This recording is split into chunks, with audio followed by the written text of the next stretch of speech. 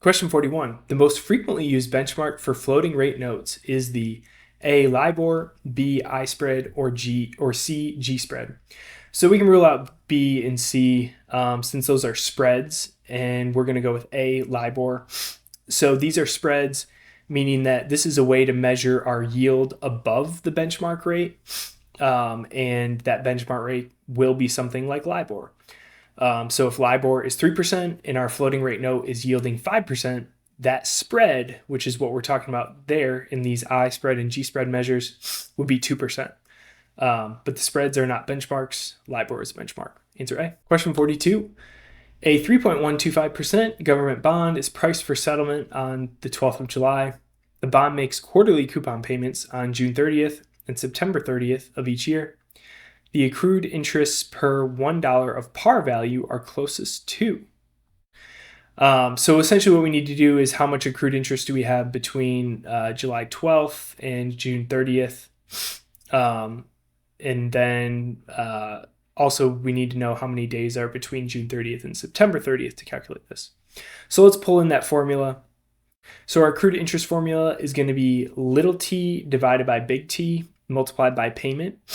So our little t is going to be the days between July 12th and that last payment. So that's going to be 12 days since there's 30 days in June. And then our big T is going to be the total number of days between coupons. So the number of days between June 30th and September 30th, which is going to be 92. And then our coupon is going to be given by this amount right here. So 3.125% bond. We're going to divide that by 4 since we're making quarterly coupon payments to get our payment. So the accrued interest here is, and once we do all that math, it ends up being 0.1019%, which is going to round and be closest to answer A, 0.1%. Question 43. ABC Corp's debt ranking is low because it doesn't have enough fixed assets to cover a respectable portion of the debt. Which one of the 4 C's of credit analysis would you most likely associate with this statement? So we don't have enough fixed assets. So the assets are key here for covering the debt. So we've got A, capacity. So capacity, we're going to rule out since that's not related to assets. Capacity is more so related to cash flow and being able to pay the debt service. So this is looking at the overall debt, whereas on capacity, we're also looking at, can we make the debt payments or the interest payments? B, collateral. Collateral sounds like it will probably be our answer since collateral is what we're putting up for the debt and pertains to assets. So this would be something like a mortgage. Your house is the asset. So in this instance, it would be like if your house value fell and now you owe more on your house than it's worth. And then C, let's make sure we can rule this out. Character, that's also going to be incorrect. It's not asset related. This is more so related to whether you trust the integrity and character of the company management and whether you think they're kind of credible to grow the business and be able to pay the debt back. Answer B. Question 44. A company has issued a 15-year bond with a notional principal of $350 million. The sinking fund provision calls for 8% of the outstanding principal amount to be retired in years 8 through 14. With the outstanding balance paid off at maturity in 15 years. The outstanding principal at the end of year 9 is closest to. So we've got notional principal of 350. And so essentially this is going to float all the way till year 8. And then in year 8, we're going to start paying off that principal amount. So in year 8, we're going to pay 8% of $350 million. Then in year 9, we're going to pay 8% of whatever's remaining after we paid 8% the year before. So those are going to be the 2 calculations that we need to do here to find out that principal balance. So to start at the beginning of year 8, we've got $350 million. Then at the end of year 8, we're going to subtract out 350 times 8% from the 350. So that gives us 322. And then same math here in year 9. So we're going to do 322 minus 322 times 0.08, which is going to give us 296.24, which will be our ending value at the end of year 9. And that's going to be corresponding with answer B. Question 45. An analyst is comparing 2 corporate bond issues, X and Y. He has compiled statistics for the 2 bonds. The analyst would like to determine which bond offers a higher yield to maturity when the yields are stated on a monthly bond basis. So we've got their annual coupon rates, coupon payment frequency, quarterly and monthly, and then yield to maturity. So we want to compare these on a monthly basis. It sounds like one of them is given on a monthly and then one is given on quarterly. So we may need to adjust this one here. Believing that bond X or bond Y is riskier than bond X, the analyst will most likely conclude that the additional compensation offered by the former is closest to. So we need to figure out the spread between these two to understand basically the additional risk. So we have 6.15 here. We need to compare that to the monthly yield to maturity of X. So we need to convert this quarterly into a monthly yield. So here is the formula for how we're going to do that. I think I'll scroll down a little bit so we have room. Okay. So we're going to be using this effective annual rate formula. So what we're going to do is we're going to annualize bond X for monthly compounding. And here's what that formula ends up looking like. So we're going to do 1 plus R divided by N. So we're going to do what it's given at. So it's given at quarterly. And our R is going to be this current yield to maturity of 5.67. So we're going to do 5.67 divided by 4. And then we're going to raise that to the 4. And then subtract out 1 in the end. And then so what we need to do to annualize it for monthly is then we're going to take this formula and we need to make it equal to 1 plus R12 divided by 12 raised to the 12 minus 1. So this is basically what the formula would be for monthly compounding. So we need to set that equal to the quarterly so that we can solve and figure out that problem. All right, so from here, it's just going to be algebra for the most part. So I'm not going to walk through all the steps, but once we work this through, we end up with R12 equals 1.0047 minus 1 gives us 0.0047. And then we multiply that by 12 to get that yield to maturity in the end, which is 0.05643. So then from here, we're going to take 0.0615 and then subtract out this new amount here. And when we do that, we see that gets us 0.507 or 50.7 basis points, which is going to line up right here for us in answer B. Question 46. Contingent convertible bonds are most appropriately referred to as debt instruments that. So the non-technical term for these are COCO bonds. And so how do these work? So A, convert from debt to common equity automatically if a specific event occurs. So this is going to be our answer right off the bat. And, this is really just kind of a memorization exercise, remembering what these bonds do. And essentially, this is kind of what happens. So if a specific event might be the company's financial health changing, if they see a significant drop in the company's capital ratio, when that type of thing happens, that conversion is going to be automatic. The holder of that bond doesn't get an option to do it. They're just going to be automatically converted. B, give their holders the right to buy the firm's common shares at a given price over a given period. This is going to be a rights offering and doesn't include them kind of holding debt. So that's kind of a big difference here. Whereas here we're holding debt and getting converted to common equity.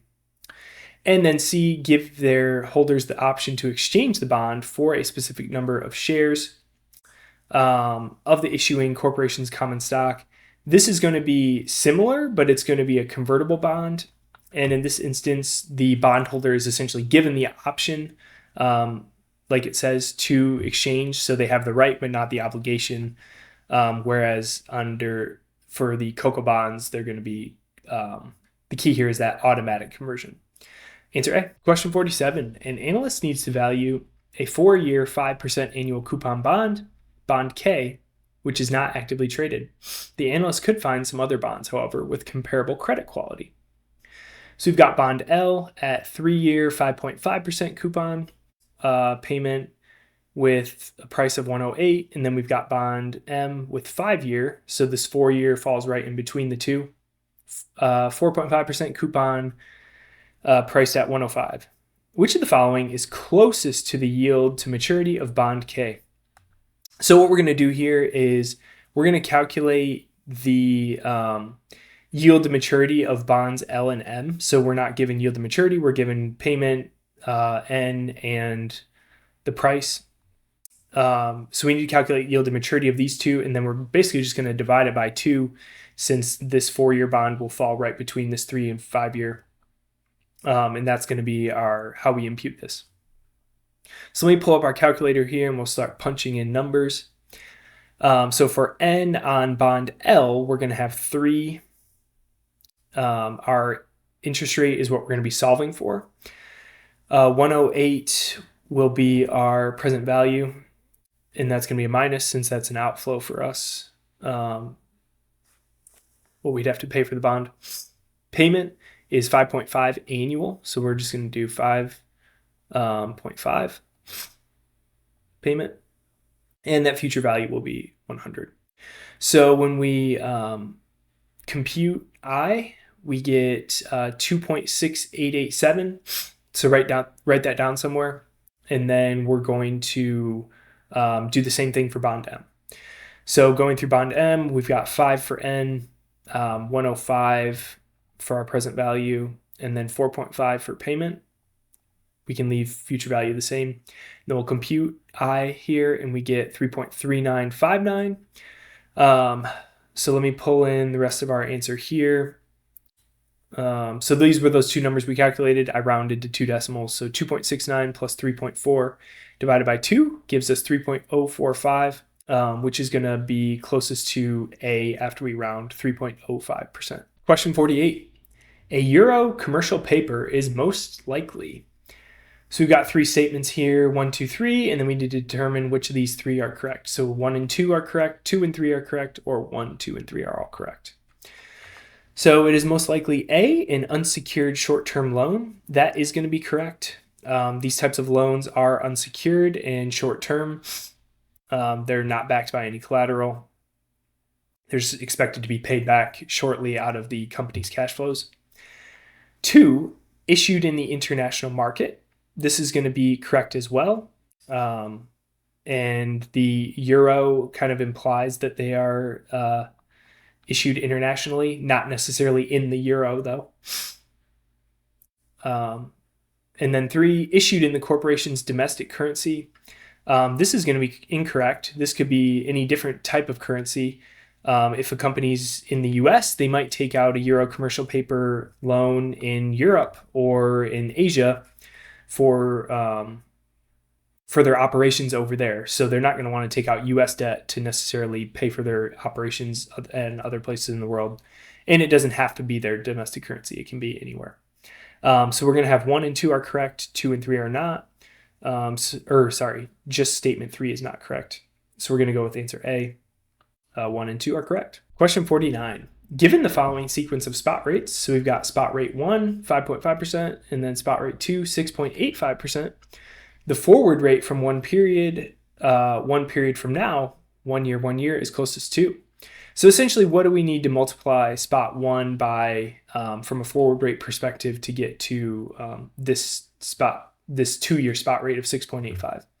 So here's what this formula and calculation ends up looking like. So the spot rate 2 years from now, so 1 plus S2, so 1.685 is going to be squared. And then that's going to be equal to 1 plus S1, which is given to us. And then that's going to be multiplied by 1 plus the forward rate that we're solving for.